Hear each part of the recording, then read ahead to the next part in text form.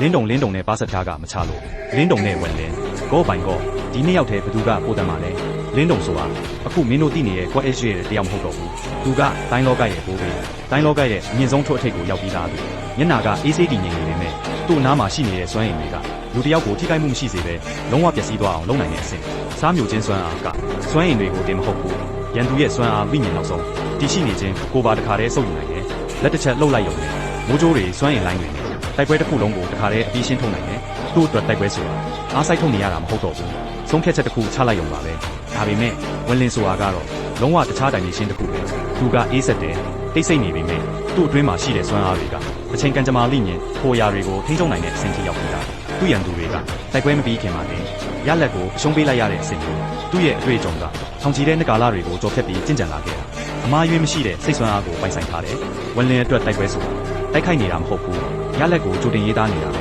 လင်းတုံကအရာအလုံးကိုဖျက်ဆီးနိုင်တဲ့အရာဝင်လင်ကသဘာဝတရားကိုထိန်းချုပ်နိုင်စွမ်းအကျွေးမဲ့စိတ်ဆွမ်းအားလင်းတုံကတိုက်ပွဲတစ်ခုလုံးကိုဖျက်ဆီးပြမှာဝင်လင်ကတိုက်ပွဲရဲ့သဘောတရားကိုပြန်ရေးသားသွားမှာဒီကွာခြားချက်ကအင်အားနဲ့သဘာဝတရားပဲတကယ်တမ်းပြင်းပြင်းထန်ထန်တိုက်ခိုက်ကြမယ်ဆိုရင်တော့ဝင်လင်ဘက်ကအနိုင်ရနိုင်ခြင်းပုံမြင့်ပါလေမင်းတို့ဘက်ကရောဘသူ့ကိုရွေးမလဲကိုမန့်မှာရေးခဲ့ပေးသွားကြအောင်ဒီလိုစိတ်ဝင်စားစရာတွေအမြဲတင်ဆက်ပေးမှာမို့လိုက်နဲ့ follow လေးနေခဲ့ကြအောင်